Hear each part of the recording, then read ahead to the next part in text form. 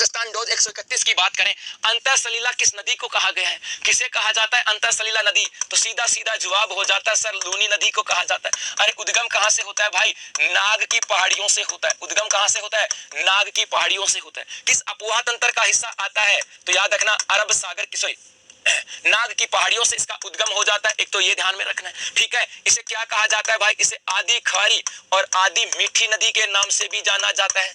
आदि खारी और आदि मीठी नदी के नाम से भी जाना जाता है। अगला है, राजस्थान में पूर्णतः बहने वाली सबसे लंबी नदी का नाम क्या है? तो राजस्थान में सबसे पूर्णतः बहने वाली नदी का नाम क्या है? बनास। इसे और क्या कहा जाता है? अरे वन की आशा भी तो कहते हैं, अरे इसे वशिष्ठी भी तो कहा जाता है। और सर इसकी लंबाई कितनी है? तो लंबाई मेरे भाई दो आंकड़े आते हैं, 480 किलोमीटर या कितने 551 किलोमीटर की बात करें, 480 किलोमीटर या 551 किलोमीटर की बात यहां पर करें तो, ठीक है। लेकिन 480 ध्यान में रखना, 480 ये यहां पर आ जाता है। उसके बाद है भाई आना सागर झील में किस नदी का पानी आता है? तो आना सागर में किसका पानी आता है? बांडी नदी का पानी आता है। किसका? अरे बांडी नदी का पानी आता है। इस बांडी नदी के द्वारा पहले क्या होता था?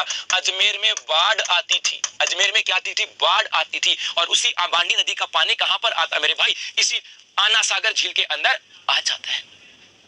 हाँ 512 शाबाश, हाँ 512 कहेंगे, सॉरी 500, हाँ 512, 1051 चंबल की, सॉरी 1051 चंबल की, 512 इसके, सॉरी भाई। लूनी नदी के प्रदूषण का मुख्य कारण क्या है? क्या ये सेकंड ग्रेड जिन्होंने पेपर दिया होगा, सेकंड ग्रेड वाले उठा के देखो, लूनी नदी के प्रदूषण का कारण आया कि नहीं आया? तो इसका कारण क्या था? अरे रंगाई और छपाई। रंगाई और छपाई कहां पर? तो याद रखना, एक तो कौन सा क्षेत्र है? बालोतरा, और एक कौन सा आता है? बिठूजा। बालोतरा और बिठूजा क्षेत्र है, यहाँ पर कपड़ों की छपाई की जाती है। और कपड़ों की छपाई की बात करें, उससे जो केमिकल है वो इस नदी में डाल दिया जाता है, नदी प्रदूषित तो होती है। और इस बिठूजा का करंट अफेयर्स आपको याद होगा, यहाँ पर सिरेमिक ट्रीटमेंट प्लांट बनाया गया। क्या? Ceramic treatment plant. देश का पहला सिरेमिक ट्रीटमेंट प्लांट कहां पर है? इसी बिठूजा के अंदर आ जाता है। तो हो गई इसकी कहानी, हो जाए स्क्रीनशॉट। उसके बाद आगे चलते हैं। मूल्य क्या होगा? मूल्य वो होगा जो आपकी रेंज में होगा, ज्यादा कुछ भी नहीं होगा, बड़ा सिंपल सा मूल्य होगा, क्यों चिंता करते हो। आगे देखो, मेवाड़ में सर्वप्रथम नौकरशाही किसने प्रचलित किया था? सीधा सीधा क्वेश्चन है कि मेवाड़ के अंदर पहली बार नौकरशाही की बात करें किसने प्रचलित की थी मेरे भाई? तो जवाब क्या हो जाएगा? अलट का नाम आ जाता है। किसका नाम आता है भाई? अलट की बात यहां पर की जाती है। कौन था ये अलट? ये अलट वही था जिसने राजधानी, इस मेवाड़ की राजधानी की बात करें किसको बना ली थी? आयड़ को। किसकी बात करें? इस अलट ने अपनी राजधानी किसको बनाया था? आयड़ को। और इसी अलट ने मेवाड़ के अंदर सबसे पहले नौकरशाही को प्रचलित किया था। दो प्रश्न निकल के आगे कि मेवाड़ में सबसे पहले नौकरशाही, सीधा क्वेश्चन पूछा गया रीट भर्ती परीक्षा में, किसने? अलट ने। और यदि पूछा जाए कि नागदा को अपनी राजधानी, सॉरी आयड़ को अपनी राजधानी किसने बनाई, तो जवाब क्या हो जाएगा? अलट ने। दो प्रश्न निकल के यहां से आए हैं। सर्वप्रथम चित्तौड़ को राजधानी किस शासक ने बनाया था? तो सबसे पहले चित्तौड़ को राजधानी किस शासक ने बनाया था मेरे भाई? तो नाम किसका आता है? जयतर सिंह का नाम आता है। किसका नाम आता है? जयतर सिंह। सर जयतर सिंह की बात करें तो और देखो क्या क्या चीजें यहाँ पर आती हैं। जयतर सिंह की बात करें भाई, इस जयतर सिंह ने अपनी राजधानी किसको बनाया था? इस जयतर सिंह की राजधानी क्या थी? इसकी राजधानी थी नागदा। इसकी राजधानी क्या थी? नागदा। बाद में इस नागदा को नष्ट कर दिया गया था, लड़ाई कर दी गई थी, तोड़फोड़ कर दी गई थी। और तोड़फोड़ कर दी किसने? इल्तुतमिश ने तोड़ा था। किसके द्वारा? इल्तुतमिश की नाम यहाँ पर आता है। और उसके बाद में उन्होंने नागदा के बाद अपनी राजधानी कहां पर बना ली?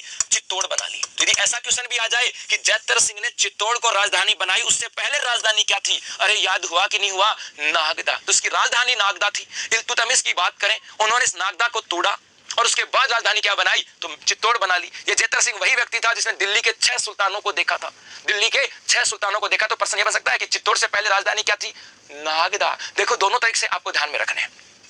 उदयपुर की जावर माइंस किस शासक के समय की है? तो उदयपुर के जावर माइंस की बात करें, जावर की खानों की बात करें, किसके समय की बात है भाई? राणा लाखा की बात की जाती है। किसका नाम आता है? अरे राणा लाखा का नाम आता है। और यहाँ पर जो जावर की खाने हैं, इनसे क्या निकलता है भाई? सीसा, क्या निकलता है? जस्ता, और क्या निकलता है? चांदी। और ये इस जावर की खानों से जब चांदी निकली थी, तो इसी चांदी की वजह से इस मेवाड़ की बात करें, इसकी आर्थिक स्थिति अच्छी हुई थी। और एक चीज और बता दूं, बार बार पूछा गया है, सीसा, जस्ता और चांदी तीनों एक साथ जिस अयस्क में मिलते हैं, उस अयस्क को क्या कहा जाता है? गेलेना कहा जाता है। उसको क्या कहते हैं? अरे गेलेना कहा जाता है। हाँ या ना बताओ फटाफट से, थम्स अप करके कि सर बधाई हो, आरएस की 1000 पदों का नोटिफिकेशन जल्दी आ रहा है भाई। बधाई आपको हो, हाँ, क्योंकि मेहनत आपको करनी है, सिलेक्शन आपको लेना है। और आपका जब सिलेक्शन होगा तो सबसे ज्यादा दिल खुश हमारा होगा। तो मुबारक हो यदि आ रही है तो। हाँ जी, साक्षी शिक्षा वशिष्ठ ऐसे मत कर, लाली मरवा देगी तू तो। चलो जी, हाँ शुभंकर बता दूंगा मेरे भाई, चिंता मत करो, बता दूंगा, थोड़ा सा सब्र रखो। मुगलों के साथ संधि किस मेवाड़ शासक ने की थी? तो मेवाड़ शासकों के द्वारा भी मुगलों के साथ संधि की थी। और किसने की थी मेरे भाई? तो क्या नाम आता है? अमर सिंह। एक बच्चे ने तो जवाब भी दे दिया सर, अमर सिंह ने।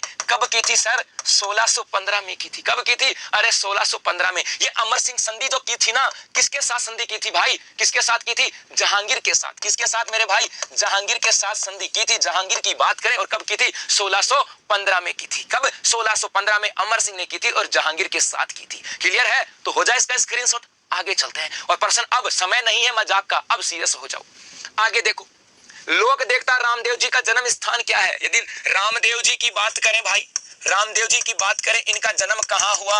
अरे सबको पता है कहां पर हुआ मेरे भाई, कहां पर हुआ बता दो, दिखा। उडू कश्मीर की बात करें, उडू कश्मीर बाड़मेर में कहां हुआ था? उडू की बात करें कहां पर मेरे भाई? उंडू की बात करें, उडू की बात करें, और ये कहां पर है? बाड़मेर के अंदर इनका जन्म हुआ था। जिला दर्शन में बताया था कि नहीं बताया था? उडू बाड़मेर की बात करें, कहां पर? उडू बाड़मेर में। शाबाश भाई गौतम बेटा, छोड़ो बातों को। हाँ, उडू बाड़मेर के अंदर। क्यों जलों पे नमक छिड़क रही हो? फिर इन्होंने समाधि कहां ली थी मेरे भाई? क्या समाधि कहां ली थी? ऐसी खुशनसीबी कहां, ऐसी खुशनसीबी कहां? वो खुशनसीबी 2007 में छोड़ के आ गए। चलो, समाधि कहां ली थी? अरे रामदेवरा की बात की जाती है। और ये रामदेवरा कहां पर है मेरे भाई? जैसलमेर के अंदर है, जहां पर आज मेला लगता है, लक्खी मेला बोलते हैं, बड़ा भव्य मेला लगता है। और कब लगता है? भाद्रपद शुक्ल दूसरी को। क्या? तो याद रखना, भाद्रपद शुक्ल द्वितीया को लगता है। लगता कि नहीं लगता? तो देखो कितनी सारी बातें याद होगी। जन्म स्थान कहां पर पूछा जाए, अरे समाधि कहां ली थी? रामदेवरा रुणीचा धाम जैसलमेर की बात की जाती है। और मेरे भाई मेला कब लगता है? तो भाद्रपद शुक्ल द्वितीय को लगता है। क्लियर है? अगला देखो, गद पद तुकांत रचना क्या कहलाती है? गद पद तुकांत का मतलब है जो गाने आते हैं ना, जहां पे अंत में तुकांत होते हैं, ऊपर कह तो नीचे कह, है ना, जो गाने होते हैं, तुकांत की बात यहां पर की जाती है। और उन तुकांतों को क्या कहते हैं? वचनिका कहा जाता है। क्या? वचनिका। और बहुत सारी वचनिकाएं आती हैं अपने यहां पर। उसके बाद में लाख की चूड़ियों का सर्वाधिक काम कहां पर होता है? तो लाख की चूड़ियों का काम कहां पर होता है भाई? जयपुर के अंदर होता है। कहां पर? जयपुर के अंदर होता है। दो नाम आ जाए तो जयपुर और सीकर की बात यहां पर की जाती है। कहां पर? जयपुर और सीकर की बात यहां पर की जाती है। उसके बाद है राजस्थानी शब्दकोश की रचना किसने की थी? बता चुका हूं किसने की थी? सीताराम लालस ने। किसने की थी भाई?